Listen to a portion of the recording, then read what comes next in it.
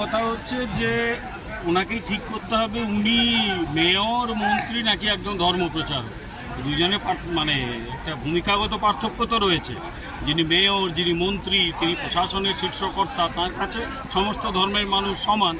তো সেখানে তিনি যদি একদম প্রকাশ্যে বলেন, কোনো গোপন সভায় কে কী বলেন, অনেকে অনেক কথা বলেন, উনি প্রকাশ্যে মাইকের সামনে বলছেন অন্য ধর্মে যারা জন্মেছে তারা সৌভাগ্যবান নয়, অর্থাৎ তারা দুর্ভাগা।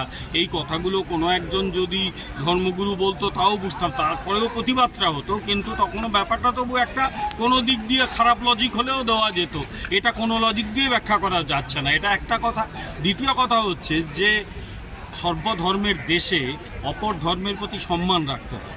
ধর্মপ্রচার আমাদের সংবিধানে স্বীকৃত, যে কোনো ব্যক্তি ধর্মপ্রচার করতে পারে, কিন্তু অন্য কোনো ধর্মের সে সমালোচনা করতে পারে না বা সেই ধর্ম সম্পর্কে এমন কিছু বলতে পারে না সেটা সেই ধর্মের মানুষজনের মনে আঘাত লাগে। সুতরাং এখানে এই ধর্মের মানুষজনের মনে আঘাত লাগানো হয়েছে।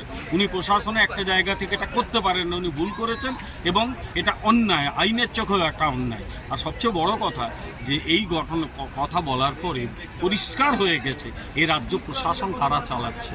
এই কথা বলার পর রাজ্যের মুখ্যমন্ত্রী তার বিরুদ্ধে কোনো ব্যবস্থা তো নেননি, বরং একজন প্রশ্ন করেছিল এই কথাটা, উনি বলেন উনি শোনেননি, উনি সব শোনেন, সব জানেন, দরকার মতো কিছু শোনেন না, জানেন না, বোঝাই যাচ্ছে। রাজ্যের মুখ্যমন্ত্রীও কিন্তু তার কথার অনুমোদন দিচ্ছেন। ফলে সব কিছু মিলে কোথাও একটা আমার মনে হচ্ছে পশ্চিমবাংলায় আমরা গভীর বিপদে আছি।